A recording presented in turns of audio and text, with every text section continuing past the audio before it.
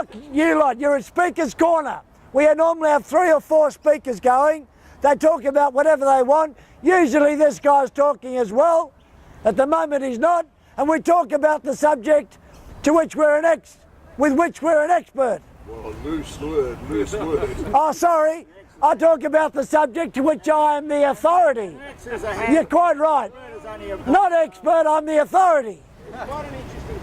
Excuse me, I don't need you to tell them that it's an interesting story.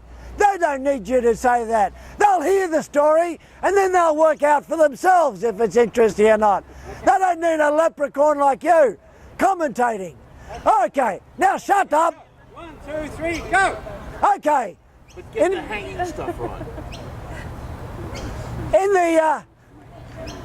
In the Middle Ages in England, there were regular hangings. For a long time people were hanged until a little village called Tyburn in the 17th century decided to make a production out of it. And once a month they would hang 30 people, one after the other. And they would even erect platforms because they would have thousands of people paying for the privilege to see these people hanged. And at one point the platforms collapsed and over 1,000 people died.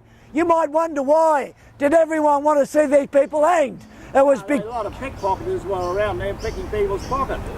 Yes, and then they'd be caught and be hanged. So what would happen is that before each person was hanged, they were allowed to say a few last words to the audience. And they would say things that a person with a future would dare not say. They would rail against the government. They would rail against the aristocracy. And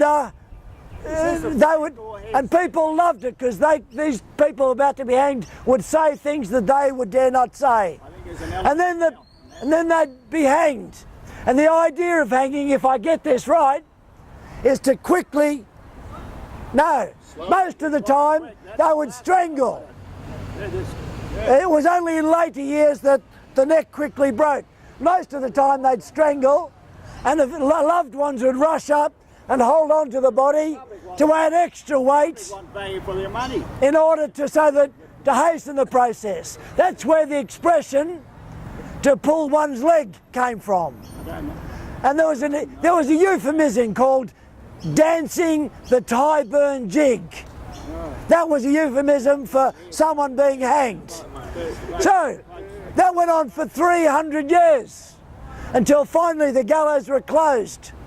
But people missed the speeches so much that a few people got up on platforms anyway, and provided they got up on a platform and spoke, the authorities turned a blind eye.